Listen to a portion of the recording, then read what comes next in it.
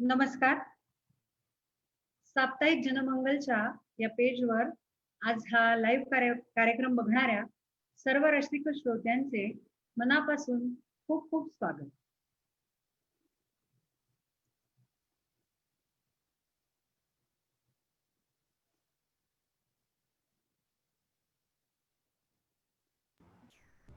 संगीताजी तुमचा आवाज चालू करा. संगीताजी तुमचा आवाज चालू करा. नमस्कार. साप्ताहिक जनमंगल तर्फे आयोजित गोष्टी कवितांच्या या कार्यक्रमात मी सौ संगीता तांबोळी सगळ्या रसिक श्रोत्यांचं अगदी मनापासून स्वागत करते. असे कोण आले इथे की चांदण्यांना बहर आला. असे कोण आले इथे की चांदण्यांना बहर आला. धवल पाखरांचा थवा अनामिक रंगात झाला. धवल पाखरांचा थवा अनामिक रंगात झाला. साप्ताहिक जनमंगल समूहातर्फे लेखक, लेखिका, कवी, कवयित्री यांच्यासाठी खूप वेगवेगळे उपक्रम उत्साहाने राबवले जात आहेत. अगदी दर रविवारी सकाळी सादर होणारं दासबोधावरचं विवेचन असो किंवा मध्यंतरी लाईव्ह झालेले कवितांचे वेगवेगळे कार्यक्रम असो, याशिवाय आता नवरात्र विशेषांक, दिवाळी विशेषांक अशी भरगच्च कार्यक्रमांची तयारी आपल्या सगळ्या रसिक श्रोत्यांसाठी आम्ही करतो आहोत. आजचा हा गोष्टी कवितांच्या कार्यक्रम त्यातलाच एक. तर आज आपल्या सर्व रसिक श्रोत्यांना छान छान कविता ऐकवण्यासाठी माझ्या सगळ्या सख्या आज या कार्यक्रमामध्ये सहभागी होत आहेत. या सगळ्यांची आपण आधी ओळख करून घेऊया. आपल्यासोबत आज इथे उपस्थित आहे बडोदा गुजरातहून अंजलीजी मराठे. त्यानंतर पुसदवरून आपल्यासोबत इथे जॉईन आहेत वर्षाजी जोशी. नंतर पुसदवरूनच आपल्या दुसऱ्या सखी आहेत राधाजी देशमुख. त्यानंतर नागपूरहून आदितीजी देशमुख. नंतर पुसदहून निशाजी डांगे. पुसदहून परत आपल्यासोबत आहेत वैष्णवीजी बोरगावकर. त्यानंतर गोंदियावरून आपल्यासोबत आहेत भैरवीजी देशपांडे. आणि आपल्या या आजच्या कार्यक्रमाच्या भैरवीजी टेक्निकल होस्ट सुद्धा आहेत. त्यानंतर टिटवाळा ठाण्याहून आपल्यासोबत इथे आज जॉईन झाली आहे मृणाली राजे. त्यानंतर पुसदवरूनच श्रेयाजी सरनाई. आणि या सगळ्यांना मी सोबत घेऊन आली आहे संगीता तांबोळी नागपूरहून. तर रसिक श्रोते हो, तुम्ही सगळेजण खूप उत्सुक असाल तर आपल्या कवितांच्या या कार्यक्रमांना सुरुवात करूया. तत्पूर्वी एक छान गोष्ट मी तुम्हाला सांगू इच्छिते की या आम्ही सगळ्याजणी आपल्यासाठी घेऊन आलो आहोत गोष्टी कवितांच्या हा कार्यक्रम. यामध्ये एक विशेष गोष्ट अशी आहे की या सगळ्या जणी सर्वप्रथम त्यांच्या आवडीच्या एखाद्या दुसऱ्या कवींची कविता खास आपल्यासाठी सादर करणार आहेत आणि मग दुसऱ्या वेळेला त्यांची स्वतःची रचना त्या सादर करतायत. म्हणजे अशा प्रत्येक कवयित्रीकडनं आपल्याला 2-2 रचना छान ऐकायला मिळणार आहे, त्याचा आनंद घ्यायला मिळणार आहे. तर विशेष वेळ न घालवता सुरुवात करूया. तर सर्वप्रथम मी इथे आमंत्रित करते अंजलीजी मराठे यांना. अंजलीजी, कोणती कविता ऐकवणार आहात आपण प्रथम? धन्यवाद संगीताजी. मी तुम्हा सर्वांसमोर ऐकवत आहे कविवर्य ज्येष्ठ श्रेष्ठ कविवर्य बाबा बोरकर यांच्या आनंद भैरवी या कथा काव्यसंग्रहातील एक कविता आणि जिचं शीर्षक आहे आकाश माऊलीच. कोर बिलोरी तुझ्या कपाळी शिरी सोन्यांची जाळी ग. कोर बिलोरी तुझ्या कपाळी शिरी सोन्यांची जाळी ग. तुझ्या लोचनी मुक्तात्म्यांची शाश्वत नित्य दिवाळी ग. कोर बिलोरी तुझ्या कपाळी शिरी सोन्यांची जाळी ग. तुझ्या लोचनी मुक्तात्म्यांची शाश्वत नित्य दिवाळी ग. हरिका वस्त्र तनूवर त्यावर ज्योतिष चित्रे ग. स्त्रवती त्यातून परम पवित्रे अलिखित संत चरित्रे ग. पाप जाळूनी काजळ त्याचे गौरविसी निज नयनी ग. पाप जाळूनी काजळ त्याचे गौरविसी निज नयनी ग. पाणी सतीच्या मुद्रे वळचे गाळुनी उजळीसी वदनी ग. कूस तुझी नवरत्न केतकी पराग भास्वत कोटी ग. कूस वरत्न केतकी पराग भास्वत कोटी ग. अनचंद्रांनी भरून वाहे तुझी सुवासिन ओटी ग. वात्सल्याची तू गायत्री, वात्सल्याची तू गायत्री, देव दयार्णव पोटी ग. दुबुनी निशिदिनी पोषिसी साम्ये भूते लहान मोठी ग. तू ऋषींचे तप तू कवी प्रतिभा तू मुनी योग समाधी ग. तू ऋषींचे तप तू कवी प्रतिभा तू मुनी योग समाधी ग. तू श्रम सुखरत निष्पापांची शुभ निद्रा निरुपाधी ग. कर पावन तव या शिरी असता, कर पावन तव या शिरी असता, घर आम्हा नित जवळी ग. अमृत कमळे फुलुनी येती या तापत्रय गरळी ग. माते निजकरी जगहे अमुचे, माते निजकरी जगहे अमुचे, पक्षा परिकुर वाळी ग. माते निजकरी जगहे अमुचे, पक्षा परिकुर वाळी ग. हृदया त्याच्या शरला गुनिया आली लाल जिवाळी ग. सुख शांतीचा विश्रांतीचा, सुख शांतीचा विश्रांतीचा, हुंकर सांज सकाळी ग. सुख शांतीचा विश्रांतीचा, हुंकर सांज सकाळी ग. घालुनी त्याला शिकव म्हणाया, घालुनी त्याला शिकव म्हणाया, दिव्य अनंत भूपाळी ग. दिव्य अनंत भूपाळी ग. कविवर्य बाभा बोरकर यांची 28 मार्च 1947 रोजी लिहिलेली ही कविता मी तुमच्या समोर सादर केली. धन्यवाद. वा, खूपच सुंदर अंजलीजी. याच्यामध्ये वात्सल्याची तू गायत्री, किती सुंदर उपमा दिलेली आहे. खरोखर आपल्या मराठी साहित्यामध्ये हे जे सगळे कविता लिहिणारे सगळे महान थोर कवी होऊन गेले आहेत, त्यांच्या कवितामध्ये आलेल्या प्रतिमा, त्यांनी वापरलेली प्रतीकं ही खूपच छान आहेत, अभ्यासपूर्ण आहेत. तर खूप छान कविता सादर केलीत आपण अंजलीजी.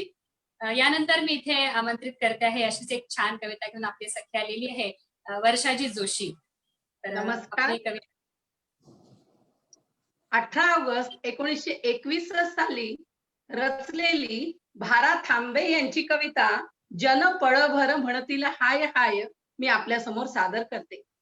कवयित्री गायिक कवींची ही कविता लता मंगेशकरांनी, जी गानकोकिळा म्हणून प्रसिद्ध आहेत, त्यांनी अतिशय सुंदरतेने गायलेली आहे. संगीतकार वसंत प्रभू. आणि तिन्ही सांजा सखे मिळाल्या निजल्या तान्ह्यावरी माऊली दृष्टी सारखी धरी याची मड्यांनो फरत फिरारे प्रेमस्वरूप आई, अशा विविध पूर्ण रचनांचे रचयिता भारा तांबे यांची कविता जन पळभर म्हणतील हाय हाय.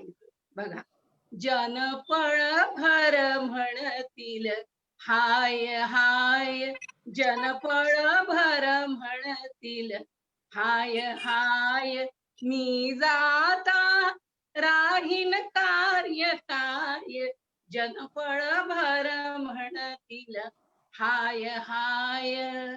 सूर्य तळपतील चंद्र झळकतील, तारे अपुला क्रम आचरतील, असेच वारे पुढे वाहतील, होईल काही का अंतराय, मी जाता राहीन कार्य काय, जन पळभर म्हणतील हाय हाय, जन पळभर म्हणतील हाय हाय. मेघ वर्षतील शेते पिकतील, मेघ वर्षतील शेते पिकतील, गर्वाने या नद्या वाहतील, गर्वाने या नद्या वाहतील, पुन्हा काळजी कीन मटतील, पुन्हा तटावर हेच पाय, मी जाता राहीन कार्य काय, जन पळभर म्हणतील हाय हाय. सखे सोय रे डोळे पुसतील, पुन्हा आपुल्या कामी लागतील, सखे सोय रे डोळे पुसतील, पुन्हा आपुल्या कामी लागतील उठतील बसतील हसून खिदळतील उठतील बसतील हसून खिदळतील मी जाता त्यांची काय राय मी जाता राहीन कार्य काय जनपळ भर म्हणतील हाय हाय अशा जगास्तव काय पुढावे अशा जगास्तव काय पुढावे मोही कुणाच्या का गुंतावे मोही कुणाच्या का गुंतावे हरिदूता का विन्मुख भावे हरिदूता का विन्मुख भावे काजी रऊ नये शांतीत काय काजी रऊ नये शांतीत काय मी जाता राहीन कार्य काय जनपळ भर म्हणतील हाय हाय. धन्यवाद. वर्षाजी खरोखरच अतिशय छान सादरीकरण केलं आपण कवितेचं आणि आपण कविता गायलीत. खरोखर ही कविता अगदी तमाम मराठी रसिक जनांच्या मनात या कवितेने घर केलेले आहे. कविवर्य भा. तांबे आणि जीवनाची वास्तविकता दर्शवणारी ही कविता आहे आणि पिढ्यानपिढ्या ही कविता म्हटली जाते, गायली जाते आहे. आणि ही चाल सुद्धा आपण जी आता गाऊन दाखवली ती अगदी पिढ्यानपिढ्या सगळ्यांना ती चाल माहिती सुद्धा आहे. जे त्या कवितेंनी असं मनामध्ये आपल्या घर केलेलं असतं आणि काही काही कविता त्यांच्या चाली सकट मनामध्ये घर करून असतात वर्षानुवर्ष. अतिशय छान सादरीकरण. यानंतर मी इथे आमंत्रित करते आहे राधाजी देशमुख यांना. बघूया त्या कोणाची कविता सादर करतायत. राधाजी देशमुख.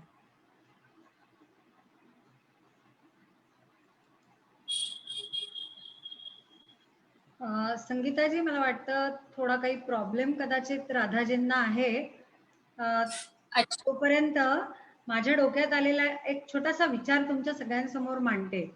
आज जेव्हा तुम्ही सगळ्यांची ओळख करून दिली तेव्हा असं लक्षात आलं की आपल्या आजच्या या कवी संमेलनात आपण बहुतांशी सगळ्या कवयित्री महाराष्ट्रातून आहोत, पण अंजलीजी या एकमेव अशा कवयित्री आहेत की ज्या महाराष्ट्राबाहेरच्या, गुजरातच्या आहेत. म्हणजे मनानी आणि तशा मराठीच आहेत त्या, पण तरी गुजरातमध्ये राहतात. आणि गुजरात हा एक शब्द जरी उच्चारला तरी मला वाटतं आपल्या सगळ्यांच्या डोळ्यासमोर उभा राहतो तो म्हणजे तिथला नवरात्र उत्सव. म्हणजे ते असा तो कालखंड असतो की जेव्हा तिथे आनंद, उत्साह यांना अगदी उधाण आलेलं असतं. तर मला तुम्हाला सगळ्यांना आनंदाने सांगायला आवडतंय हे की साप्ताहिक जनमंगल तर्फेही आपण असाच हा उत्साह आणि आनंद साजरा करणार आहोत. आणि त्या निमित्ताने आपण साप्ताहिक जनमंगल नवरात्री विशेषांक आपल्या समोर घेऊन येत आहोत आपण आपल्या रसिक श्रोत्यांसाठी, वाचकांसाठी. शक्तिरूपेण संस्थिताम या शीर्षकाखाली हा विशेषांक आपण प्रकाशित करणार आहोत. आणि याच्या मुख्य संपादिका आहेत माननीय वर्षाताई माडगुळकर, अतिथी संपादिका आहेत माननीय गायत्रीजी मुळे, आणि त्यांच्या सोबतच माननीय माणिकताई घारपुरे व माननीय रश्मीजी पदवाड मदनकर या पण या विशेषांकाचं काम करत आहेत. तेव्हा स्त्री शक्तीचा आविष्कार म्हणणारा हा विशेषांक सगळ्यांनी आवर्जून वाचावा असं मी आवाहन या निमित्तानं सगळ्यांना करू इच्छिते. मला वाटतं राधाजी पण आता आपल्यासोबत इथे उपस्थित आहेत, तेव्हा आता आपण त्यांची कविता ऐकूया. थँक्यू. ऐकू येते का? हॅलो. हो हो, येत आहे. हा, नमस्कार. मी आता सध्याच्या ह्या काळातील जे लोकप्रिय कवी आहेत वैभव जोशी ह्यांची एक कविता सादर करते, कारण रिसेंटली मी त्यांचा एक कविता संग्रह वाचला आणि त्यातली एक कविता सादर करते मी. थांब वगैरे. थांब वगैरे म्हणू नये ग, गोची होते भल्या मनाची. थांब वगैरे म्हणू नये ग, गोची होते भल्या मनाची. पाय निघत नसतोच तसाही त्यात तुझीही खेचाखेची. दार खुले मोहक डोळ्यांचे फडफडणारे खट्याळ तोरण, त्यात असे हे ओठांवरती किणकिणते नाजूक निमंत्रण. थांब वगैरे म्हणून सखये पुन्हा वागणे अनोळख्यासम. थांब वगैरे म्हणून सखये पुन्हा वागणे अनोळख्यासम. चांग कशी बरसतेस हुकमी क्षणात झरझर क्षणात मोघम. कबूल आहे तुला मनोमन असेल वाटत बरेच काही. कबूल आहे तुला मनोमन असेल वाटत बरेच काही. परी नजर बोलतेच सारे म्हणून तू बोलणार नाही. थांब वगैरे म्हणायचे तर हवी तयारी पुढे व्हायची. थांब वगैरे म्हणायचे तर हवी तयारी पुढे व्हायची. निमंत्रकाने नाही तर ही जबाबदारी कुणी घ्यायची. निमंत्रकाने नाही तर ही जबाबदारी कुणी घ्यायची. आणि थांब वगैरे म्हणू नये ग गोची होते भल्या मनाची. धन्यवाद. सुरेख कविता. असा एक अनुभव आहे की कविता लिहायला सुरुवात केला की शब्द आपल्या भोवती अगदी फेर धरून नाचू लागतात. तर आपण त्याच्याविषयी पण बोलणारच आहोत. यानंतर मी वळते आहे अदितीजी देशमुख यांच्याकडे. अदिती सुद्धा अगदी खूप छान मनस्वी कवयित्री आहे. तिची स्वतःची पण कविता नंतर आपण तिच्याकडनं ऐकणारच आहोत. कवितेबद्दल आणखीन एक मला थोडंसं सांगावंच वाटतं की कविता म्हणजे आकाशाची वीज आहे. आकाशाची वीज आहे आणि भले भले जेव्हा ते धरू पाहतात तेव्हा ते अतिशय कठीण कार्य करत असतात. तर ठीक आहे, आपण सगळेजण या प्रवाहात स्वतःला सामील करून घेतायत. अतिशय छान गोष्ट आहे ही. तर यानंतर मी इथे आमंत्रित करते आहे अदितीजी देशमुख यांना. धन्यवाद संगीताताई. तुम्ही आता खूप छान मुद्दा सांगितला की आकाशाची वीज हाती धरणं म्हणजे कविता लिहिणं. आणि हे कार्य ज्यांनी सक्षमपणे केलं त्या कविवर्य कुसुमाग्रजांची कविता मी सादर करते. आणि आपल्या कार्यक्रमाचं शीर्षक आहे गोष्टी कवितांच्या. तर या कवितेतून एक सुंदर गोष्ट आपल्या समोर येणार आहे. अगदी छोटीशी कविता आहे, 3च कडव्यांची, ही पण खूप मोठी गोष्ट सांगणार आहे ही कविता. कवितेचं शीर्षक आहे पाऊल चिन्हे. मी एके रात्री त्या नक्षत्रांना पुसले. मी एके रात्री त्या नक्षत्रांना पुसले. परमेश्वर नाही घोकत मन मम बसले. परमेश्वर नाही घोकत मन मम बसले. परी तुम्ही चिरंतन विश्वातील प्रवासी. या कवितेत कविवर्य कुसुमाग्रज साक्षात नक्षत्रांना प्रश्न विचारतात आहे. बरं लक्ष द्या. परी तुम्ही चिरंतन विश्वातील प्रवासी का चरण केधवा तुम्हास त्याचे दिसले. कोणाचे? तर परमेश्वराचे. काय प्रश्न विचारतात? परी तुम्ही चिरंतन विश्वातील प्रवासी का चरण केधवा तुम्हास त्याचे दिसले. तो आहे किंवा नाही कुणाला लागे ठाव. सर्वसामान्यांना पडणारा हा प्रश्नच आहे. दरवेळी परमेश्वराच्या अस्तित्वावरती प्रत्येकाच्या मनात किंतु परंतु असतातच. आणि तोच प्रश्न कवीच्या मनातही उत्पन्न झालाय आणि त्याचं उत्तर शोधण्यासाठी साक्षात तो नक्षत्रापर्यंत पोहोचलाय. तो आहे किंवा नाही कुणाला लागे ठाव. प्रज्ञेची पडते जेथे पांगुळी धाव. गवसेन किनारा फिरे जरी दर्यात. गवसेन किनारा फिरे जरी दर्यात. शतशतकांमधून शिडे उभारून नाव. इतकं सगळं झाल्यावर मग काय?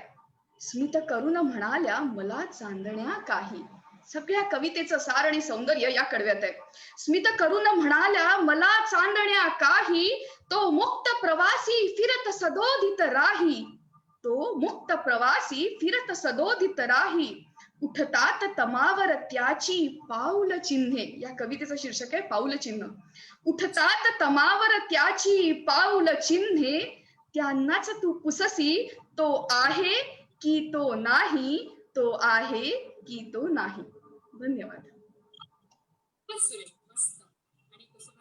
सगळ्या कविता छान आहेत. मला असं वाटतं या सगळ्या साहित्य विश्वामधले हे सगळे कवी लोक जे आहेत त्यांनी ना अक्षरलेणी तयार करून ठेवली आहेत सगळ्यांनी आपल्या कवितांच्या रूपात. आणि ती अक्षरलेणी कायम आपल्यासाठी अगदी अतिशय चिरतरुण आहेत, कायम प्रोत्साहन देणारे आहेत. तर अशा छान छान कवितांचा आपण आस्वाद घेतो आहे. खूप छान तुमच्या सगळ्यांच्या निमित्ताने या सगळ्या कविता आपल्या रसिकांपर्यंत पोहोचतात आहे. यानंतर मी इथे आमंत्रित करते आहे निशाजी डांगे यांना.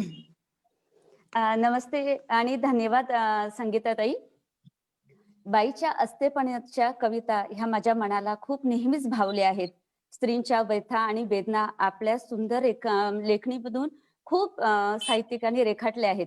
तर अशीच एक स्त्रीच्या मनाची व्यथा वेदना आणि तिच्या मनाच्या भावना आपल्या कवितेतून रेखाटल्या आहेत पोलंडच्या सुप्रसिद्ध कवयित्री डोमिनेर यांनी. आणि यांची ही अतिशय हृदयस्पर्शी जी कविता होती त्या कवितेचं जगातल्या खूप साऱ्या अनेक भाषांमध्ये अनुवाद झाले आणि भारतात सुद्धा अनेक भाषांमध्ये या कवितांचे अनुवाद झाले आहेत. हिंदीमध्ये या कवितेचा अनुवाद नैना श्रीवास्तव यांनी केला आहे आणि मराठी मधला अनुवाद जो आहे तो सोलापूरचे सुप्रसिद्ध साहित्यिक आणि अनुवादक भरत जाधव यांनी केला आहे. आज मी तुमच्या समोर भरत जाधव यांनी पोलंडच्या कवयित्री डोमिनेर यांच्या कवितेचा केलेला मराठी अनुवाद सादर करत आहे आणि कवितेचं शीर्षक आहे सोपं नसतं प्रतिभावंत स्त्रीवर प्रेम करणं. आता कविता सादर करते आहे. सोपं नसतं प्रतिभावंत स्त्रीवर प्रेम करणं, सोपं नसतं प्रतिभावंत स्त्रीवर प्रेम करणं, कारण तिला पसंत नसते जी हुजुरी, झुकत नसते ती कधी जोवर असत नाही नात्यांमध्ये प्रेमाची भावना. तुमच्या प्रत्येक हाला हा आणि नाला ना म्हणणे तिला मान्य नसते, तुमच्या प्रत्येक हाला हा आणि नाला न म्हणणे तिला मान्य नसते, कारण ती शिकलेलीच नसते नकली धाग्यात नाते गुंफणं. तिला ठाऊक नसते सोंगा ढोंगाच्या पाकात बुडून आपले म्हणणे मान्य करून घेणे. तिला तर ठाऊक असते बेधडक खरे बोलणे, तिला तर ठाऊक असते बेधडक खरे बोलणे. फालतू चर्चेत पडणे तिच्या स्वभावात बसत नाही, फालतू चर्चेत पडणे तिच्या स्वभावात बसत नाही. मात्र तिला ठाऊक असते तर्कशुद्धपणे आपला विचार कसा मांडायचा ते. ती वेळोवेळी दाग दागिने कपडे लत्ते यांची मागणी करत नाही, ती वेळोवेळी दाग दागिने कपडे लत्ते यांची मागणी करत नाही. ती तर सावरत असते स्वतःला आपल्या आत्मविश्वासाने, ती तर सावरत असते स्वतःला आपल्या आत्मविश्वासाने. सजवत असते आपले व्यक्तिमत्व ती निरागस स्मित हास्याने. तुमच्या चुकांविषयी ती तुम्हाला अवश्य सांगेल, तुमच्या चुकांविषयी ती तुम्हाला अवश्य सांगेल, पण अडचणीच्या काळात तुम्हाला सांभाळून पण घेणार. तिला तिची गृह कर्तव्ये नक्कीच माहित असतात, तसेच आपल्या स्वप्नांना पूर्ण करणे देखील. तिला जमत नाही कुठल्याही निरर्थक गोष्टींना मानणे, तिला जमत नाही कुठल्याही निरर्थक गोष्टीला मानणे. आणि या प्रेमासाठी आपलं सर्वस्व उधळून देऊ शकते. ती कधीही पुरुषापुरते ती नतमस्तक होत नाही, पुरुषापुढे ती कधीही नतमस्तक होत नाही. झुकते जरूर पण ते तुमच्या निस्वार्थ प्रेमापुढे, आणि या प्रेमापुढे आपलं सर्वस्व उधळून देऊ शकते. धैर्य असेल तरच आणि तेव्हाच अशा स्त्रीवर प्रेम करावं. धैर्य असेल तरच तेव्हाच अशा स्त्रीवर प्रेम करावं, कारण कोसळत असते ती आतून दगाफटका आणि कपटाने, पुरुषी अहंकाराने, जी पुन्हा जोडली जाऊ शकत नाही, जी पुन्हा जोडली जाऊ शकत नाही कुठल्याही प्रेमाखातर, जी पुन्हा कधीही जोडली जाऊ शकत नाही कुठल्याही प्रेमाखातर. धन्यवाद.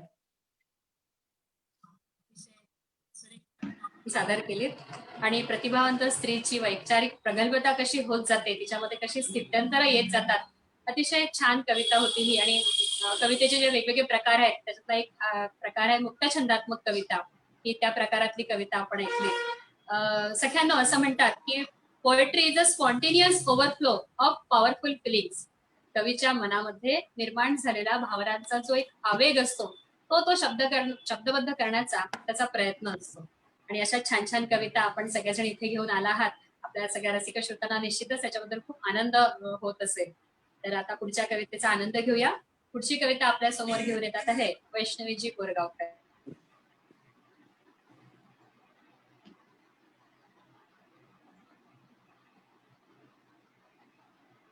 इंग्लिश लिटरेचरमध्ये अनेक मान्यवर दिग्गज असे कवी होऊन गेले. त्यामधीलच एक प्रतिभावंत आणि सुप्रसिद्ध कवी लॉर्ड बायरन यांची एक कविता मी सादर करीत आहे आणि त्याचं टायटल आहे शी वॉक्स इन ब्युटी. या कवितेचं वैशिष्ट्य असं की लॉर्ड बायरन हे एका कार्यक्रमाला गेले होते, एक इव्हेंट होता आणि तो होता 11 जून 1814. लंडन मध्ये एक डिनर होतं, पार्टी होती आणि त्या पार्टीला त्याच्या कझिनची पत्नी आली होती. तिला पाहून बायरन एवढे प्रभावित झाले की दुसऱ्या दिवशी सकाळी ही कविता तयार होती. त्या स्त्रीचं नाव होतं मिसेस आनी बेट्रिक्स विल्मॉट. बाह्य सौंदर्य आणि आंतरिक सौंदर्य यांचा सुंदर समतोल येथे बायरननी साधला आहे. जगप्रसिद्ध कविता आहे. कविता सादर करून मी त्याचा स्वैर अनुवादही सादर करीत आहे. She walks in beauty. She walks in beauty like the night of cloudless climes and starry skies, and all that's best of dark and night meet in her aspect and in her eyes. Thus mellowed to that tender light which heaven to gaudy day denies. One shade the more, one ray the less, had half impaired the nameless grace, which waves in every raven tress, or softly lightens o'er her face, where thoughts serenely sweet express, how pure, how dear their dwelling place. And on that cheek, and over that brow, so soft, so calm, yet eloquent, the smiles that win, the tints that glow, but tell of days in goodness spent, a mind at peace with all below, a heart whose love is innocent. रसिक श्रोत्यांसाठी याचा नुकताच मी केलेला एक स्वैर अनुवाद सादर करीत आहे. सौंदर्यात चाले रूप गर्विता, सौंदर्यात चाले रूप गर्विता, जणू निरभ्र चांदणी रात, अंधार प्रकाशाचे अद्भुत मिलन, भासते मनोरम तिच्या डोळ्यात. प्रखर दिवसाला स्वर्गाने जे न दिले, संधी प्रकाशात ते हळूच विरघळले. एक छटा न जास्त, एक किरण न कमी अशी प्रभा, नका करू दुर्बल त्या निनावी सुंदरीची आभा. तिच्या गर्द काळ्या बटातून तेज सळसळते, हलकेच तिच्या चेहऱ्यावर अलगद स्थिरावते. विचारांची किती सुंदर सोज्वळ अभिव्यक्ती, निसंशय सात्विक सुकोमल मनोवृत्ती.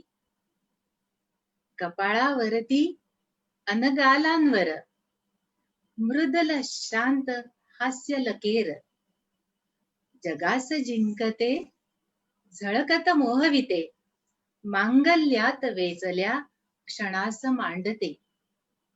तिचे शांत मन स्तिमित करते, निष्पाप प्रेम तिचे हृदय झंकारते. धन्यवाद.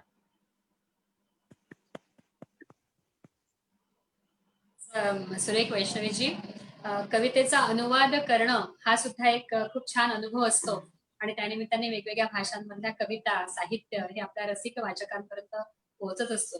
मला वाटतं श्रेयाला काहीतरी आपल्याशी हितगुज करायचं आहे.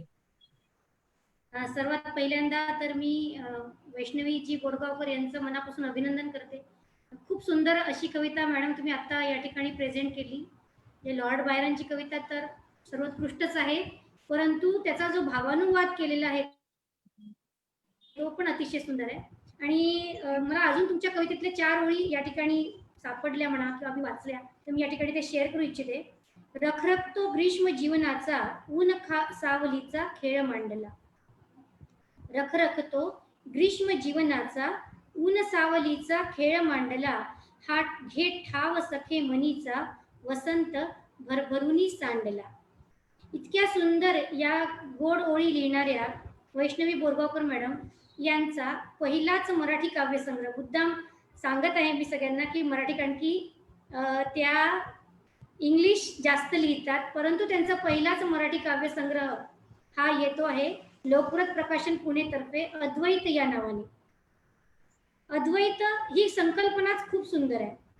कोणी जीवलगाला आपला परमेश्वर मानते, परंतु परमेश्वरालाच जीवलग मानणाऱ्यांपैकी वैष्णवी बोरगावकर मॅडम एक आहेत. अतिशय सुंदर अनेक भावनांचा उत्कृष्ट आविष्कार म्हणजे अद्वैत काव्यसंग्रह, आणि हा लवकरच म्हणजे या 20 ऑक्टोबरला ई बुक स्वरूपामध्ये त्या ठिकाणी आपल्या समोर येणार आहे. त्याचप्रमाणे याचं छापील प्रत सुद्धा आपल्याला लवकरच या ठिकाणी उपलब्ध होईल. तर यानंतर संगीताची तुम्ही कंटिन्यू करू शकता. श्रेया आणि वैष्णवीजी, तुमचं खूप खूप अभिनंदन आणि आमच्या सगळ्यांतर्फे तुम्हाला खूप खूप मनापासून शुभेच्छा सुद्धा. तुमची काव्य लेखणी अशीच बहरत राहो, अशा छान छान कविता आम्हाला तुमच्याकडनं आणि आपल्या सगळ्याच या सख्यांकडनं ऐकायला मिळत, हीच प्रार्थना, ही शुभेच्छा. यानंतर आपल्या या कार्यक्रमाची टेक्निकल होस्ट आणि आपली एक छान सखी भैरवीजी देशपांडे, हिला मी इथे आमंत्रित करते.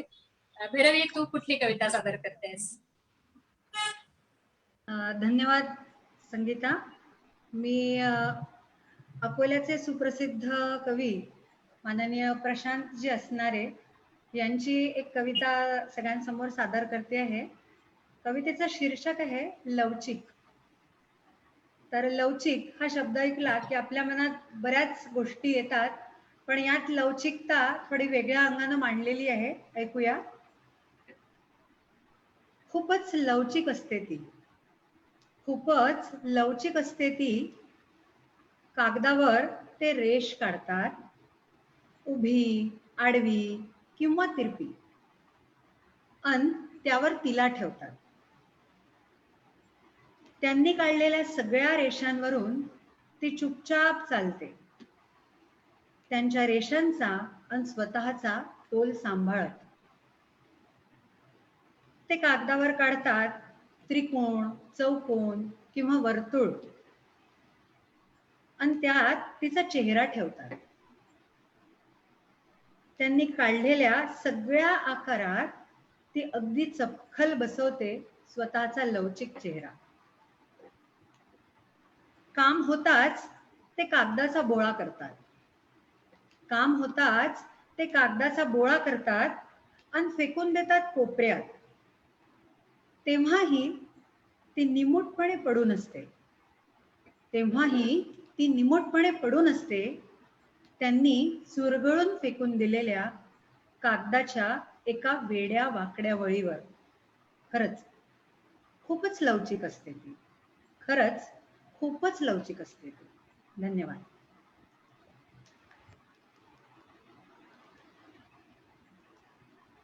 आवाज आवाज संगीताची, आवाज तुमचा. खूपच छान सादरीकरण केलं भैरवीजी.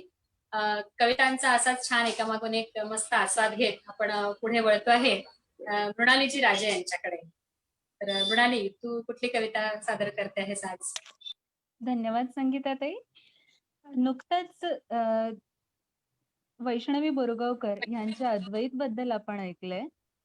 त्यांच्याच काव्यसंग्रहातल्या 2 कवितातील कडवे मी आपणासमोर सादर करत आहे.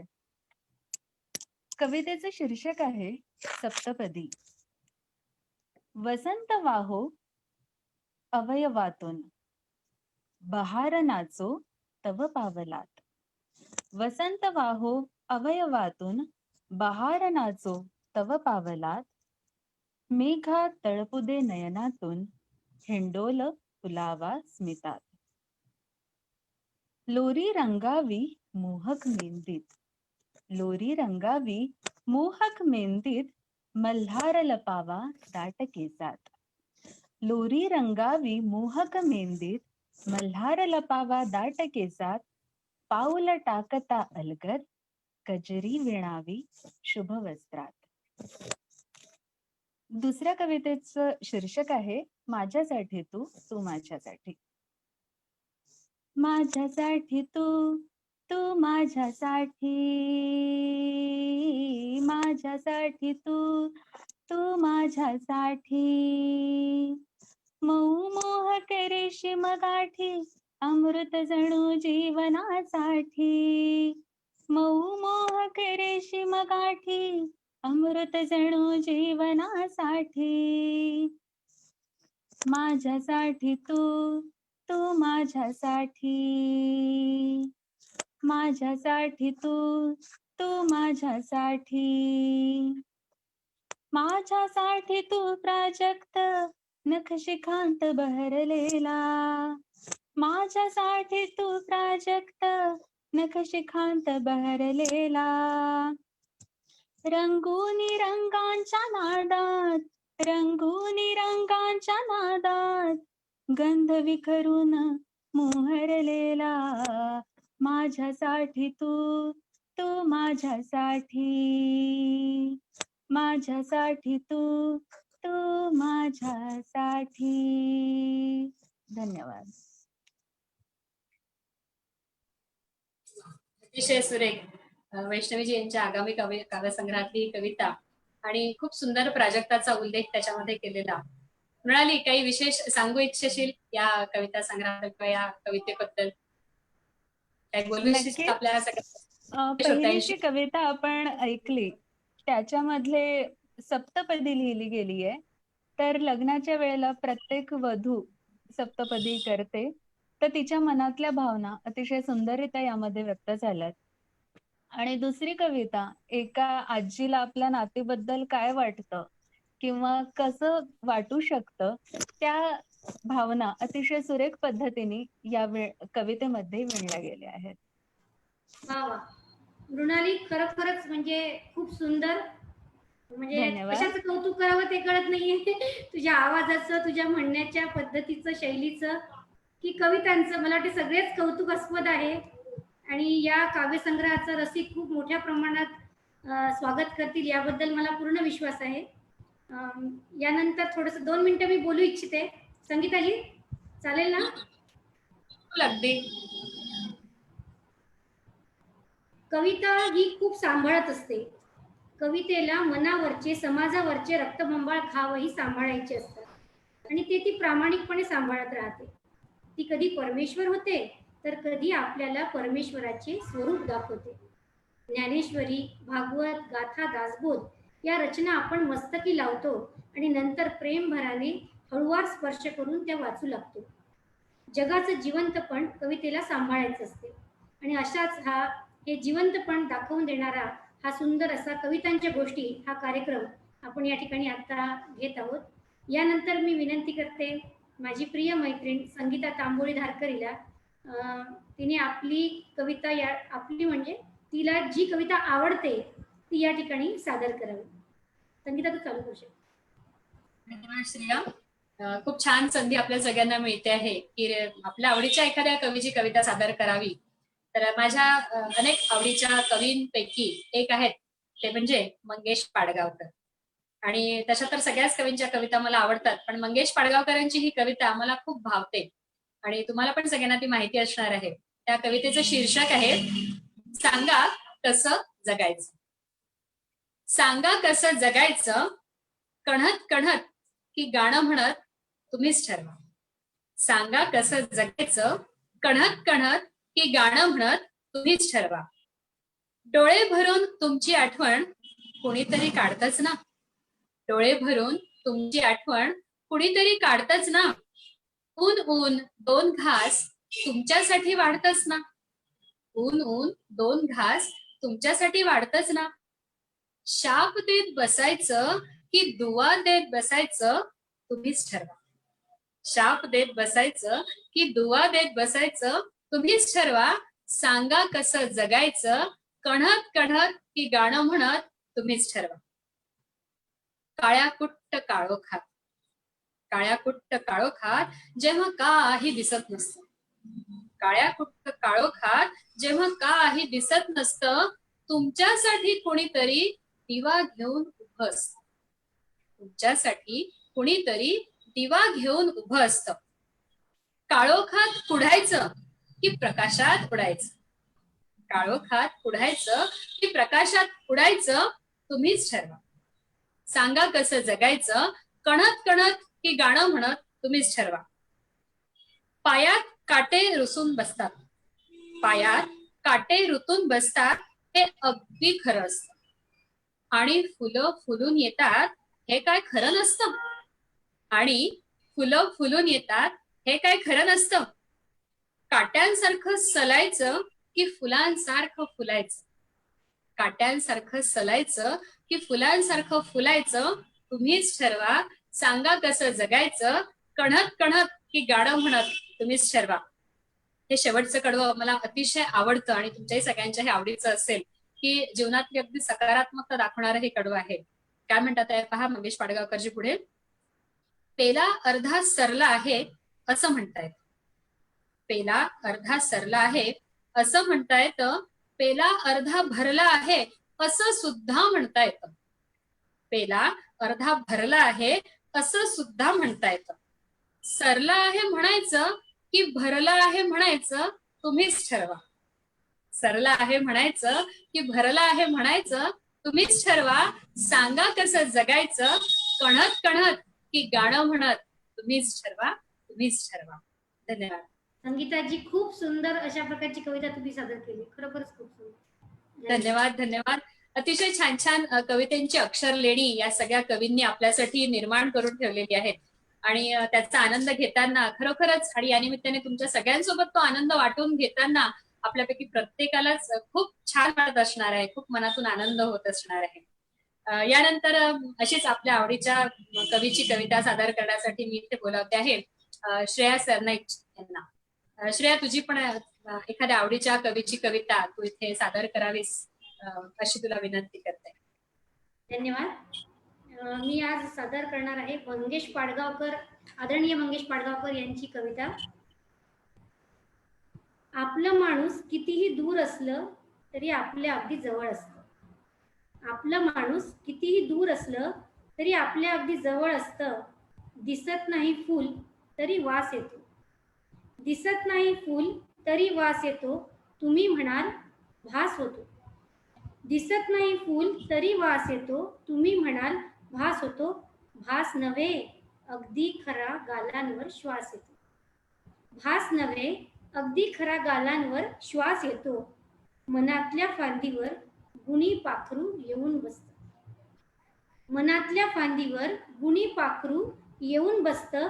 किलबिल करीत जाग्या होतात त्याच्या सगळ्या हालचाली. किलबिल करीत जाग्या होतात त्याच्या सगळ्या हालचाली. कधी शब्द तर कधी शब्दा वाचून त्याची बोली. कधी शब्द तर कधी शब्दा वाचून त्याची बोली. धुपासारखी भरून टाकते सगळी खोली. धुपासारखी भरून टाकते सगळी खोली. ज्याचं त्याला कळत असतं त्याच्याशिवाय तिच्याशिवाय जीवाला बिलगून कोणीच नसतं. ज्याचं त्याला कळत असतं त्याच्याशिवाय तिच्याशिवाय जीवाला बिलगून कोणीच नसतं. आपण आपलं काही बाही करत असतो सगळ्यांसाठी, हे करीत ते करीत वेळ आपला भरीत असतो. आपण आपलं काही बाही करीत असतो सगळ्यांसाठी, हे करीत ते करीत वेळ आपला भरीत असतो. जरा थांबा आठवून बघा, जरा थांबा आठवून बघा. एकटे आपण आपल्याशी हळूच हसतो, खरं तर आजूबाजूला कुणीच नसतं. खरं तर आजूबाजूला कुणीच नसतं. हसता हसता कोण मग आपले डोळे पुसतं. हसता हसता कोण मग आपले डोळे पुसतं. संध्याकाळच्या गूढ सावल्या रात्र होते खिन्न काळी. संध्याकाळच्या गूढ सावल्या रात्र होते खिन्न काळी. पाखरं गाणी मिटून घेतात मुकी होते रान जाळी. घराच्या पायरीवर कोण तेव्हा एकटं बसतं. घराच्या पायरीवर कोण तेव्हा एकटं बसतं. खिडकीतून दिसणारा निळा तुकडा कुणाचा. खिडकीतून दिसणारा निळा तुकडा कुणाचा. फांदी मागे चंद्र आहे हसरा मुखडा कुणाचा. फांदी मागे चंद्र आहे हसरा मुखडा कुणाचा. एकांतात उगवणारा एक तारा कुणाचा. एकांतात उगवणारा एक तारा कुणाचा. निरोप घेऊन येणारा ओला वारा कुणाचा. डोळे मिटून घेतल्यावर आपल्याला कोण दिसतं. डोळे मिटून घेतल्यावर आपल्याला कोण दिसतं. आपलं माणूस कितीही दूर असलं तरी आपल्या अगदी जवळ असतं. आपलं माणूस कितीही दूर असलं तरी आपल्या अगदी जवळ असतं. धन्यवाद. कविता श्रेया, खूप छान कविता निवडली आणि इनफॅक्ट आपल्या सगळ्या या सख्यांनी खूप छान कवितांची निवड केली आहे. भैरवी, मला काय वाटतं माहितीये का, की आपण अशा खूप मोठ्या छान गुहेमध्ये आलो आहोत एका साहित्याच्या, आणि या सगळ्या मैत्रिणी अगदी कवितेचा एक एक छान दिवा घेऊन ती गुहा अशी छान प्रकाशमान करून टाकली आहे आणि खूप छान दिवाळी अवतरल्याचा इथे भास होतो आहे. तर सगळ्याच अगदीच. हा, आणि तुझ्याच कल्पनेला आणखीन थोडस पुढे न्यायचं म्हटलं तर मला तर असंही वाटतंय की हा एक असा बहुरंगी गुलदस्ता आज इथे तयार झालेला आहे. वेगवेगळ्या रंगांची इतकी सुंदर सुंदर फुलं, जशी काही कोणी एका साप्ताहिक जनमंगल नावाच्या सुंदरशा फुलदाणीत आणून ठेवलेली आहेत, आणि त्यांचा एक असा मनभावन गुच्छ इथे आपण तयार केलेला आहे आपल्या रसिक श्रोत्यांसाठी. तेव्हा मला वाटतं आता आपण आपल्या कार्यक्रमाला थोडं आणखीन पुढे न्यायला काहीच हरकत नाही. सुरेख कल्पना भैरवी, खूपच सुरेख कल्पना मांडलीस. चला, आता आपल्या या सगळ्या सख्यांच्या त्यांनी स्वतः लिहिलेल्या कविता त्या आपल्याला ऐकवणार आहेत आणि तुम्हाला सगळ्यांना उत्सुकता असेल तर परत आपल्या इथे समोर येतात आहेत बडोदा गुजरातवरून आपल्या सोबत इथे जॉईन असलेल्या अंजलीजी मराठे. अंजलीजी मराठे, तुमच्या या म्हणजे सगळ्या ठेवणीतल्या आठवणीतल्या सगळ्या कवितांपैकी, संग्रहातल्या कवितांपैकी कोणती कविता तुम्ही आज आमच्यासाठी आणली आहे? धन्यवाद संगीताजी. आणि खूप सुंदर असा कार्यक्रम सुरू आहे. खूप छान छान आणि वेगवेगळ्या कविता इथे ऐकायला मिळाल्या. मगाशी आदितीजींनी जी एक कविता सादर केली, थोडीशी त्याच धर्तीवरची माझी ही स्वरचित एक कविता आहे आणि जी पादाकुलक या वृत्तामध्ये रचलेली आहे, ती मी सादर करू इच्छिते.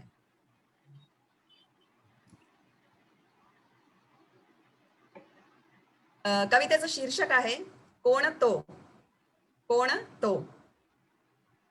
हा प्रश्न मला वाटतं आपल्याला अगदी लहानपणापासून सगळ्यांनाच पडतो आणि नेहमीच पडतो, कधी ना कधी आयुष्यात पडतो. लहान असताना सुद्धा आणि मोठं होत असताना सुद्धा हा प्रश्न मला वाटतं आपल्याला पडतो. तो मी शब्दात मांडण्याचा प्रयत्न केला आहे. कोण तो.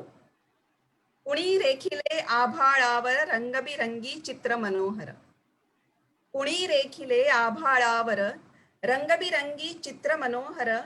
कुणी ओतले मुग्ध कळ्यांवर आभाळावर रंगबिरंगी चित्र मनोहर. कुणी ओतले मुग्ध कळ्यांवर फुलवेलींवर सुगंध अत्तर. खोल तळाशी निळ्या सागरी लपविले मोती सुंदर. खोल तळाशी निळ्या सागरी कुणी लपविले मोती सुंदर. कुणी पसरले धरतीवरती. कुणी पसरले धरतीवरती वृक्ष कोरडे कितीक कंकर. हिरवाईने नटली सजली.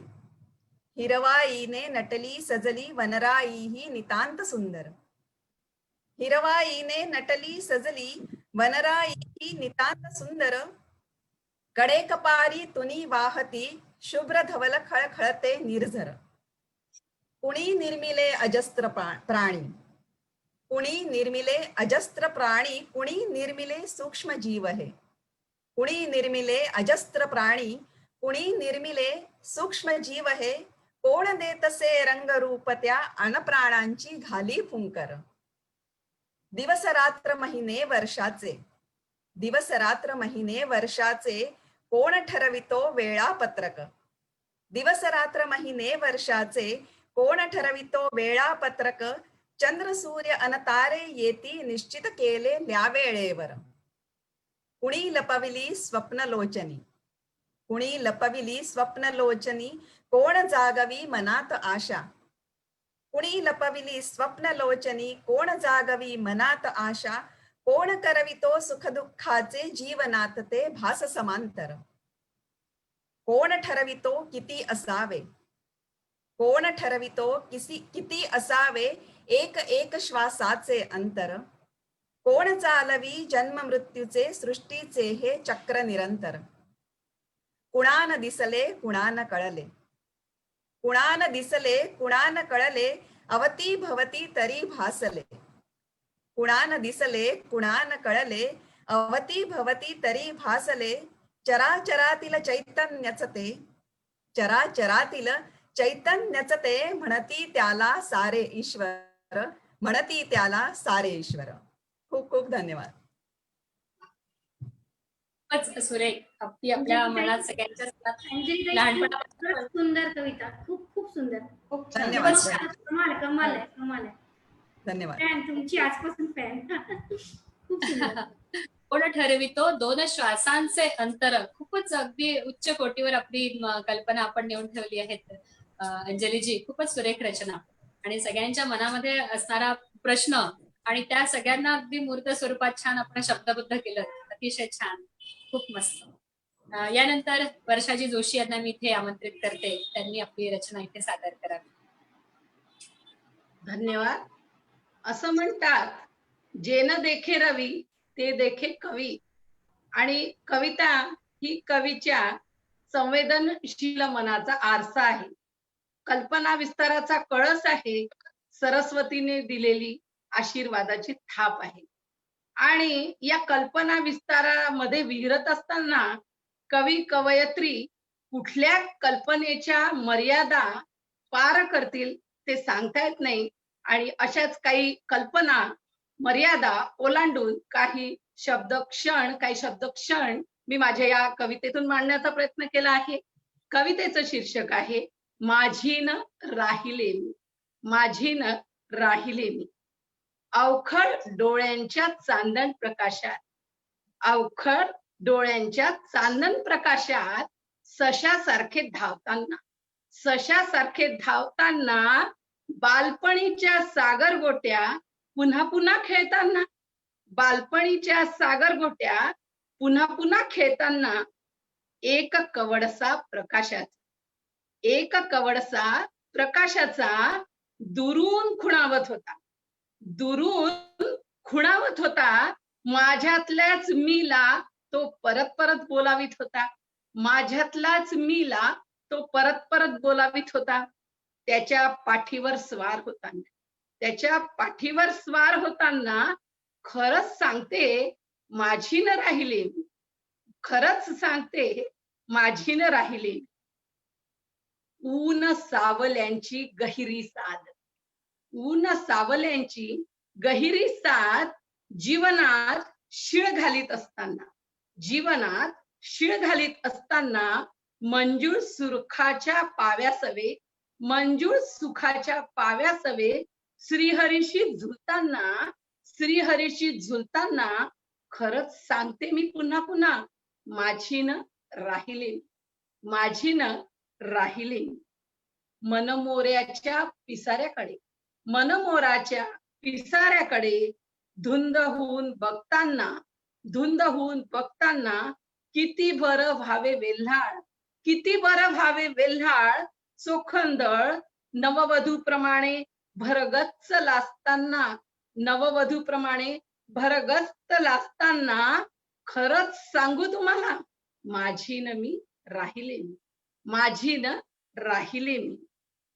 हिमालयासम उंच शिखरे, हिमालयासम उंच शिखरे चढण्याचा ध्यास असावाच उरी, चढण्याचा ध्यास असावाच उरी. घनगर्द आकाशात उगाच का, घनगर्द आकाशात उगाच का जमतात आकांक्षांच्या रेशीम सरी, आकांक्षांच्या रेशीम सरी. धुआधार बरसताना, धुआधार बरसताना खरं सांगू तुम्हाला, धुआधार बरसताना खरं सांगू तुम्हाला माझी न राहिले मी, माझी न राहिले मी. जीवनरूपी काव्यसरिते, जीवनरूपी काव्यसरितेत जपलेत कैक काव्य शिंपल्यांची मूर्ती, जीवनरूपी काव्यसरितेत जपलेत कैक काव्य शिंपल्यांचे मोती.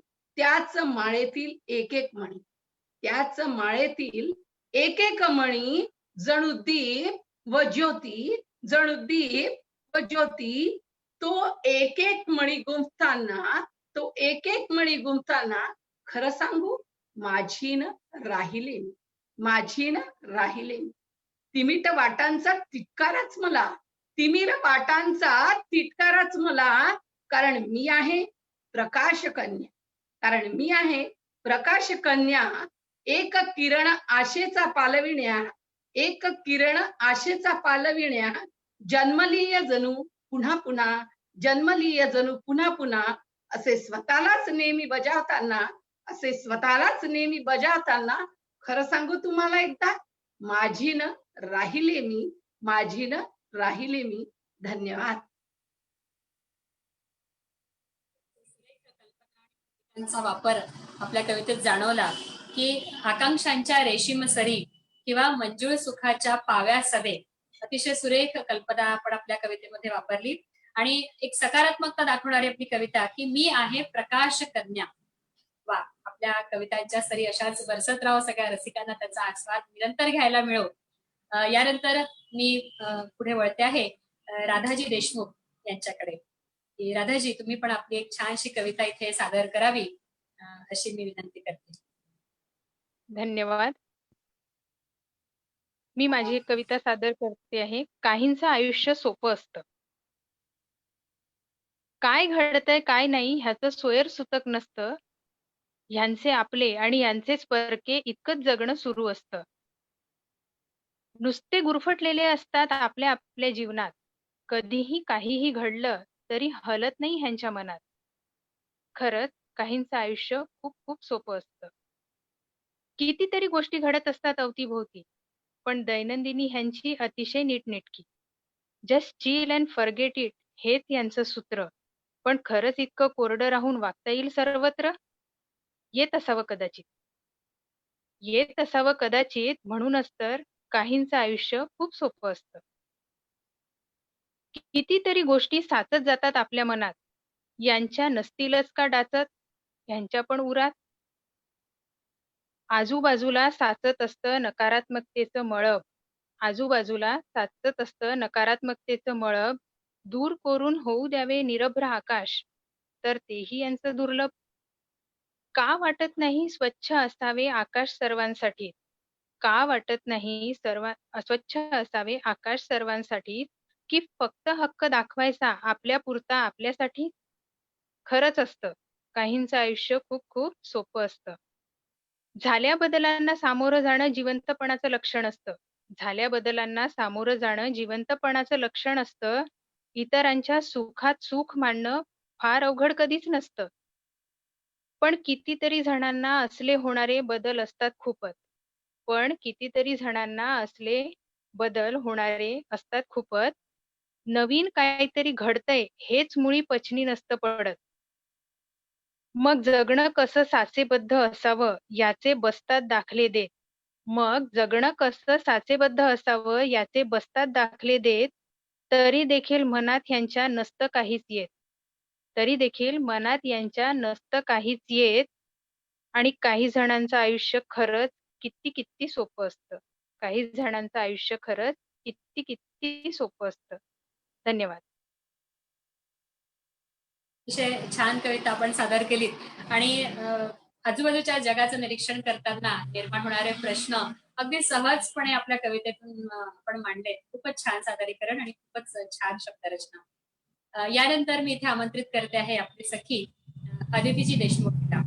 तर अदितीजी, तुम्ही सुद्धा तुमची खूप छान कविता सादर करत आहेत. आम्ही सगळे त्यासाठी उत्सुक आहोत. सुंदर सुंदर कवितांची मालाच आपल्या समोर येते. त्यातलं एक छोटंसं पुष्प आता मी सादर करते. माझी शार्दूल विक्रीडित वृत्तातली कविता आहे ही. कवितेचं शीर्षक आहे अपूर्ण. मातृत्वाविणती अपूर्ण असते, मातृत्वाविणती अपूर्ण असते, घेते मनी ध्यास तो, कर्तृत्वाविण तो अपूर्ण गमतो, तत्कारणे राबतो. ती दोघे असली जरी विलगरे, ती दोघे असली जरी विलगरे, पूर्णत्व त्यासी नसे, पूर्णत्वाकरिता अपूर्ण असणे, सौंदर्य हेही असे, सौंदर्य हेही असे. जेव्हा वाट सरू प्रवास करतो, जेव्हा वाट सरू प्रवास करतो, ध्येया प्रती चालतो, मार्गाला करताच पूर्ण आपुल्या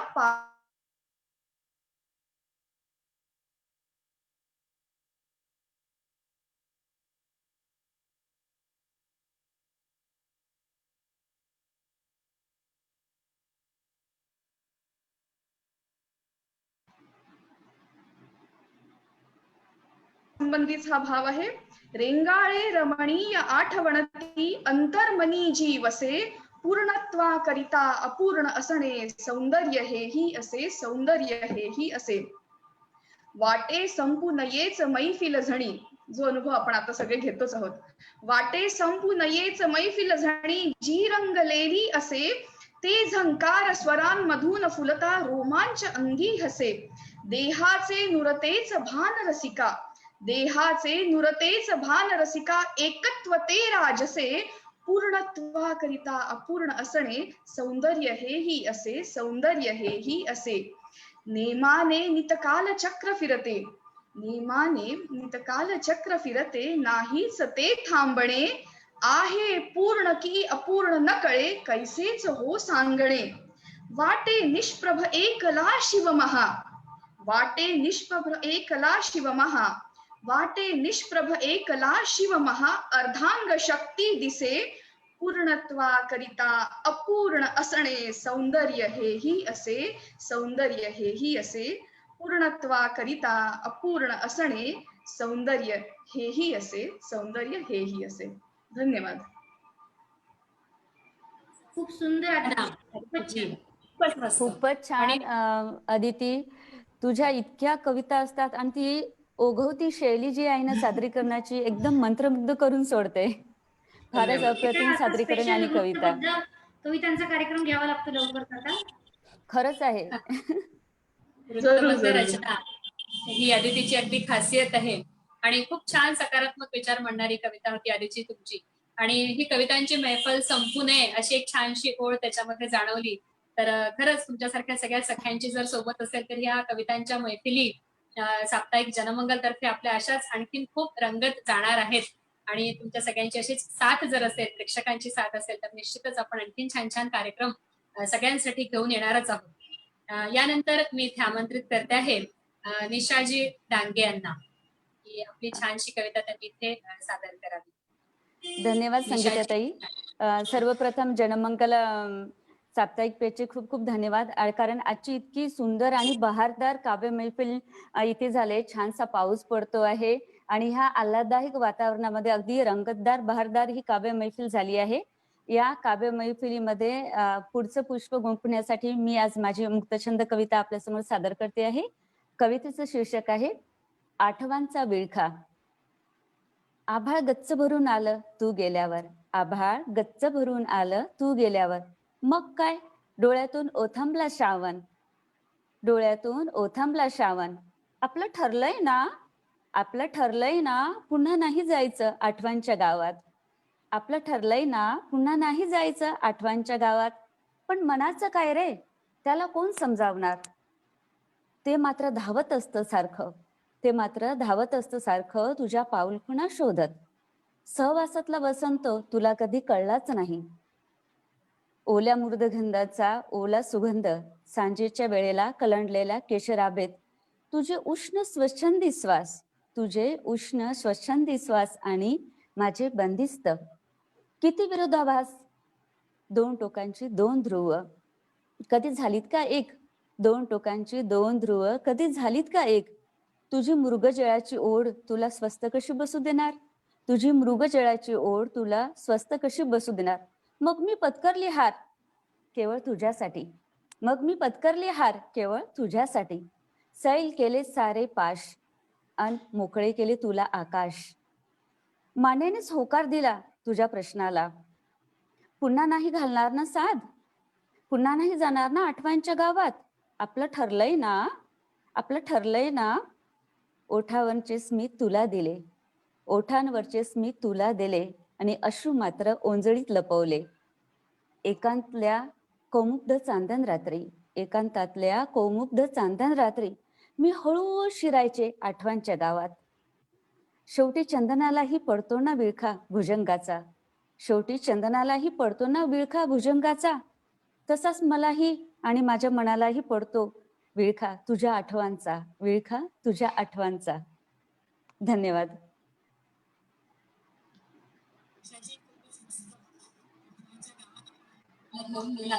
आणि खुले केले ते पाश आणि मोकळे केले आकाश. किती सुरेख कल्पना. खरं तर आठवणांच्या गावाला गेल्यानंतर मनाला परत येणं काही जमत नाही किंवा सुचत नाही. आणि हा सगळ्यांचाच अनुभव आहे की आठवणींच्या गुत्त्यामध्ये मन कायम अडकत असतं. तर हा कवितेचा प्रवाह आपण असा समोर नेतो आहे. यानंतर मी इथे आमंत्रित करते आहे वैष्णवीजी बोरगावकर यांना, की आपली एक छानशी कविता आपण इथे सादर करावी. संगीताजी, हा वैष्णवी मॅडमनी सुरुवात करण्यापूर्वी मी सगळ्यांना सांगू इच्छिते की वैष्णवी बोरगावकर मॅडम यांच्या मार्गदर्शनाखाली साप्ताहिक जनमंगलचा इंग्लिश दिवाळी विशेषांक येतो आहे, ज्या प्रमुख मार्गदर्शक आहेत. आणि त्या ठिकाणी त्याच्या अतिथी संपादक या कल्याणी उर्फ सिद्धी देशमुख आहेत.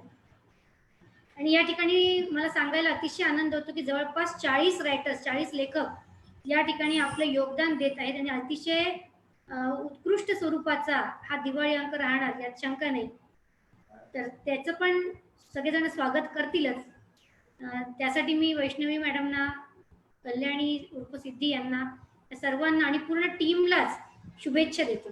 धन्यवाद. धन्यवाद श्रेया. आज एक प्रत्येक मुलीच्या जन्मानंतर तिच्या आयुष्यात येणारा अवघडलेला क्षण मांडणारी सोप्या शब्दातली कविता मी सादर करत आहे. कवितेचं शीर्षक आहे ऋतुमती. या शीर्षकाचा अर्थ पहिल्या 2-3 कडव्यांमधून कळेल अशी अपेक्षा करते आणि 2-3 कडवे सादर करते. कविता थोडी मोठी आहे. शैशव सरले यौवन आले, शैशव सरले यौवन आले, मुकुलिकेचे रहस्य कळले, कोवळिकेचे गुज समजले, कळले आज शैशव सरले. अवघडे ती हे काय जाहले, कुणास सांगू गुपित आतले, वेदने पोटी तन व्याकुळले, दुःख पोटात पाय जडावले, उंची वस्त्रे बिलवर एकदाणी, स्नेह बारे झुके तिची पापणी, चौरंगावरी ती शोभते राणी, धरती फेर खेळती मैत्रिणी, चांदणे आनंदाचे विखुरते, सृजनाचे संगीत बहरते, निसर्गाने बीजदान ओतले, ऋतुमतीने हर्षे स्वीकारले. धन्यवाद. धन्यवाद संगीता. वैष्णवी जी आपण सादर केली आणि आपल्या कविता संग्रहातल्या तशा छान उत्तमोत्तम कविता आम्हाला लवकरच वाचायला मिळणार आहेत. तर याही गोष्टीचा आम्हाला खूप आनंद होतो आहे. यानंतर मी वळते आहे भैरवीजी देशपांडे यांच्याकडे. भैरवी, तुमची पण छान एखादी कविता आम्ही ऐकायला अगदी उत्सुक आहोत. धन्यवाद संगीता. काल एक खूप महत्वाचा दिवस होता सगळ्यांच्याच दृष्टीनं, तो म्हणजे जागतिक मानसिक आरोग्य दिन. तर त्या निमित्तानं एक छोटीशी कविता केली होती कालच, ती मी आज तुम्हा सगळ्यांसमोर सादर करते. सध्याच्या वातावरणात आपण जे बघतोय की सगळीकडे नैराश्य आणि त्यातून घडणाऱ्या मग भलत्या सलत्या गोष्टी, या सगळ्यांवर थोडंसं भाष्य करणारी आणि जगणं कसं सोपं असू शकतं खरं म्हणजे असं थोडंसं काही सांगणारी ही कविता आहे. सहज सुलभ जे तुला वाटले, सहज सुलभ जे तुला वाटले, नाही जमले जर, संधी होती उभी समोरी, तीही हुकली तर. सहज सुलभ जे तुला वाटले, नाही जमले जर, संधी होती उभी समोरी, तीही हुकली तर. हरकत नाही, जगणे काही इतुक्याने रे संपत नाही. किती नाचशी किती धावशी याने थकला जर, किती नाचशी किती धावशी याने थकला जर, तुझ्या उणीवा तुला स्वतःला जाणविल्या तर. हरकत नाही, जगणे काही इतुक्याने रे संपत नाही. पाणी तुझिया डोळ्यांमधले कुणा दिसे जर, पाणी तुझिया डोळ्यांमधले कुणा दिसे जर, हळव्या क्षणी त्या कधी कुठे तू चुकला तर. हरकत नाही, जगणे काही इतुक्याने रे संपत नाही. सकाळ हसरी रोजच नसते, सकाळ हसरी रोजच नसते, ध्यानी धरले जर, काळोखाने गर्दी केली सभोवती तर हरकत नाही, जगणे काही इतुक्याने रे संपत नाही. मंत्र एवढा सहज सख्या रे ध्यानी धरतो, मंत्र एवढा सहज सख्या रे ध्यानी धरतो. चलो छोड़ दो आगे बढ़ लो जाने भी दो, चलो छोड़ दो आगे बढ़ लो जाने भी दो. धन्यवाद. अतिशय सुरेख कविता भैरवीजी. झाले गेले विसरून जावे, पुढे पुढे चालावे, खरंच. अशी छान बोध देणारी अशी ही कविता. आणि हरकत नाही, जगणे काही एवढ्याने संपत नाही. खूप छान आशावाद निर्माण करणारी, खूपच छान. यानंतर मृणाली जी राजे यांच्याकडे मी वळते आहे, की त्यांनी पण आपली एक छानशी रचना सादर करावी. धन्यवाद. नवरात्री अगदी काही दिवसांवर येऊन ठेवली आहे. मा जगदंबेचं, दुर्गेचं रूप सगळ्यांनाच माहिती आहे. माझ्या पुढील कवितेत दुर्गेचे 9 रूप व्यक्त करण्याचा एक छोटासा प्रयत्न केलाय. कवितेचे शीर्षक आहे नवदुर्गा. तू आहेस आदिशक्ती, तारीसी तू भक्तांना. तू आहेस आदिशक्ती, तारीसी तू भक्तांना. चराचरात तुझीच गती, मारीसी तू असुरांना. चराचरात तुझीच गती, मारीसी तू असुरांना. शैलपुत्री प्रथम रूप, वरिले श्री वेल्हाळा. शैलपुत्री प्रथम रूप, वरिले श्री वेल्हाळा. ब्रह्मचारीचे रूप देखणे, उजव्या हाती जपमाळा. ब्रह्मचारीचे रूप देखणे, उजव्या हाती जपमाळा. दशभुजा स्वरूप चंद्रघंटा. दशभुजा स्वरूप चंद्रघंटा, कल्याणकारी शांतिदायी. सिंहारूढ ही कुष्मांडा, सूर्यापरी तेजोमयी. सिंहारूढ ही कुष्मांडा, सूर्यापरी तेजोमयी. चारभुजा गौरवर्ण, भक्त म्हणती स्कंदमाता. चारभुजा गौरवर्ण, भक्त म्हणती स्कंदमाता. विराजिली पंकजावरी, गोंधळ घालिते मी आता. कात्यक गोत्री कात्यायिनी. कात्यक गोत्री कात्यायनी, त्वेषे मारिले महिषासुराला. गंधर्व स्वार काल रात्री, मारिले तू रक्तबीजाला.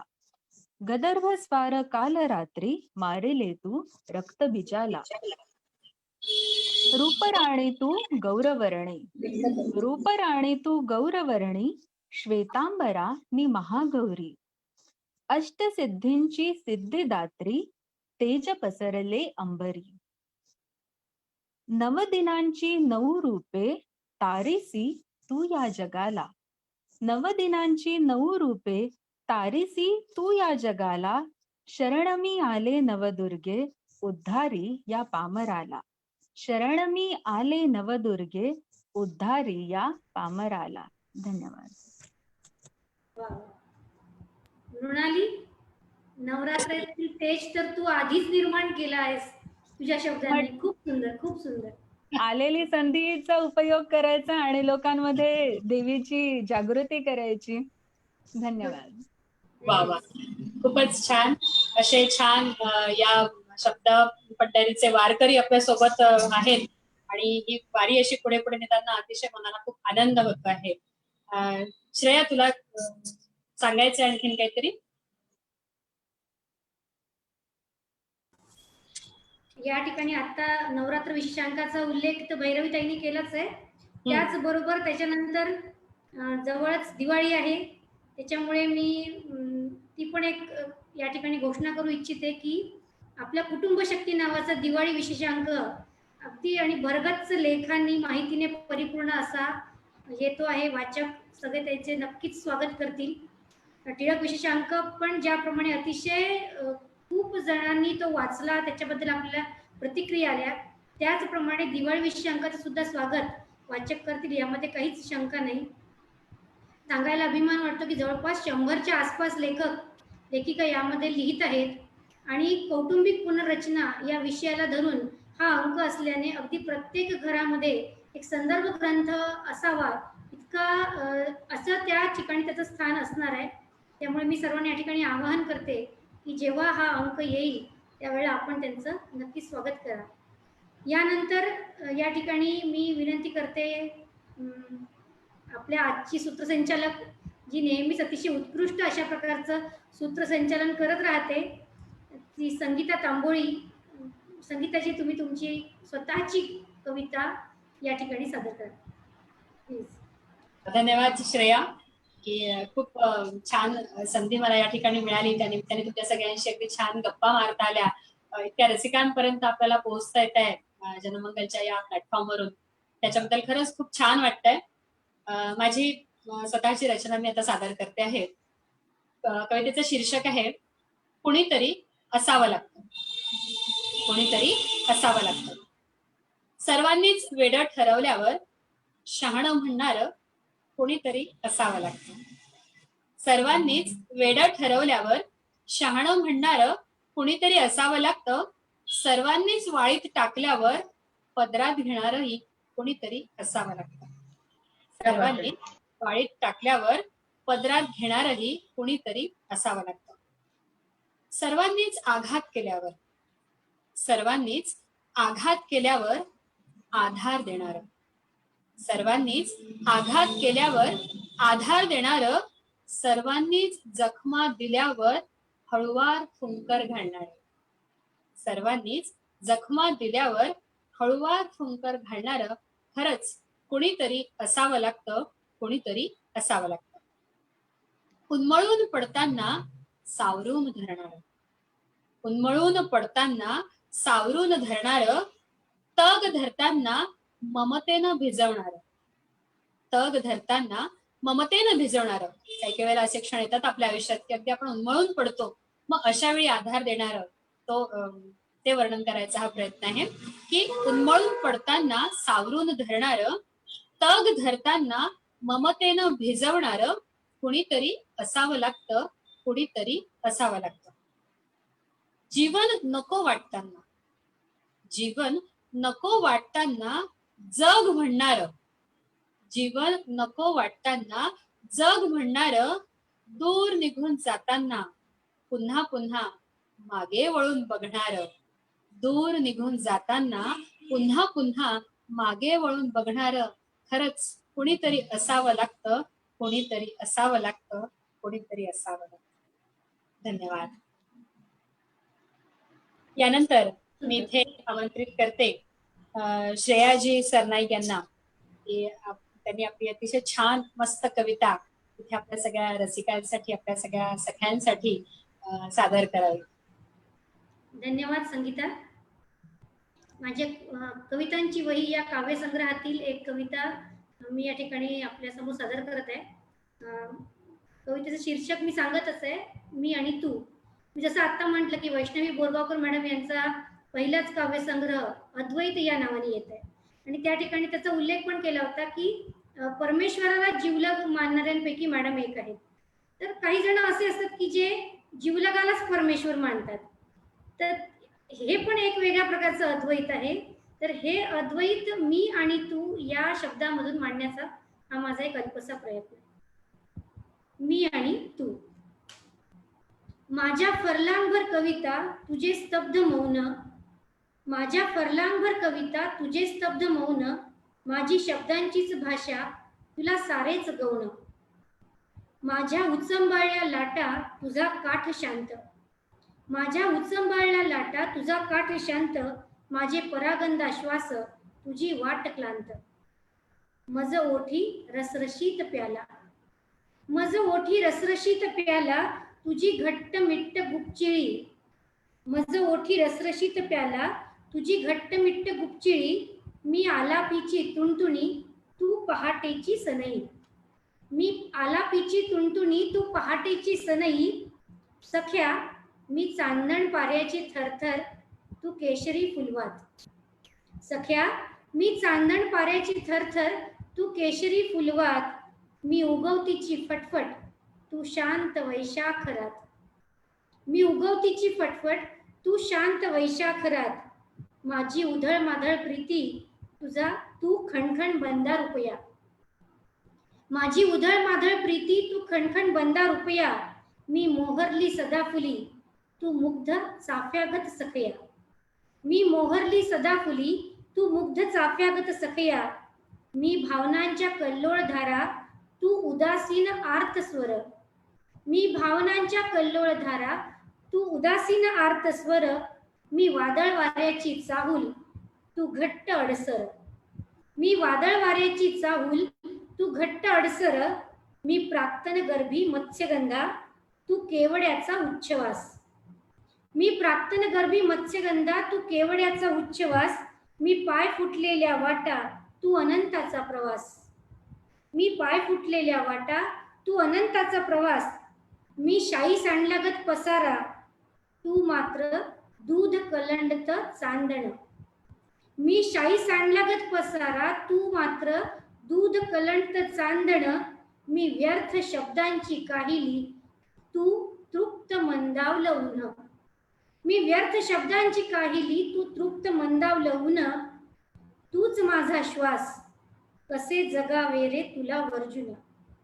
तूच माझा श्वास कसे जगावे रे तुला वर्जुन. मी चक्रात फिरणारा मासा नी तू नेमबाज अर्जुन. मी चक्रात फिरणारा मासा नी तू नेमबाज अर्जुन. धन्यवाद. वा वा वा, अप्रतिम, काय अप्रतिम सुंदर, कविता. अप्रतिम, खूप सुरेख अतिशय कविता. सुंदर, छान. खूपच जबरदस्त. फारच छान. तुझ्या माझ्यातलं अंतर सुद्धा तुझ्या माझ्यातला दुवा आहे. ही माझी कल्पना नाही, हा माझा दावा आहे. त्या दोघांमध्ये कितीही फरक असले तरी शेवटी त्यांचं अद्वैत असतं, अशी छानशी कल्पना श्रेयानी या ठिकाणी मांडली की कितीही फरक असला स्वभावामध्ये किंवा याच्यामध्ये तरी शेवटी एकमेकांसाठीच असणं खूप आवश्यक आहे. की तुला वजा केल्यावर बाकी काही उरत नाही. तुला वजा केल्यावर बाकी काही उरत नाही. तुझ्याशिवाय मी आयुष्यच धरत नाही. तुझ्याशिवाय मी आयुष्यच धरत नाही. कविवर्य चंद्रशेखर गोखलेंच्या ओळी मला या ठिकाणी सांगाव्याशा वाटल्या. तर मैत्रिणींनो आणि रसिकांनो, बघता बघता आपला हा कार्यक्रम आता अगदी शेवटच्या टप्प्यात आलेला आहे. खरं तर हा कवितेचा प्रवास किंवा या गोष्टी कवितांच्या या अशाच निरंतर सुरू राहाव्यात अशी तुमची, माझी आणि प्रेक्षकांची पण अगदी मनापासून इच्छा असेल. परंतु कुठेतरी केव्हा तरी निरोप हा घ्यावाच लागतो असं म्हणतात. आणि आपली सुद्धा आता इथे थांबण्याची वेळ झाली आहे. पण आपल्या सगळ्यांचा निरोप घेण्यापूर्वी मला साप्ताहिक जनमंगल चे संपादक माननीय वर्षाताई माडगुळकर आणि संपूर्ण टीम यांचं अगदी मनस्वी आभार मानायचं आहे. इतका छान त्यांनी मंच, इतका छान प्लॅटफॉर्म आम्हाला सगळ्यांना उपलब्ध करून दिला. यानंतर आपल्या सगळ्या या सख्या की ज्या या कार्यक्रमामध्ये अगदी मनस्वीपणे सहभागी झालेल्या आहेत. आपल्या आणि आपल्या आवडीच्या कवींच्या कविता रचना त्यांनी ऐकवल्या आहेत आणि अतिशय सगळ्यांना यामुळे खूपच आनंद मिळाला.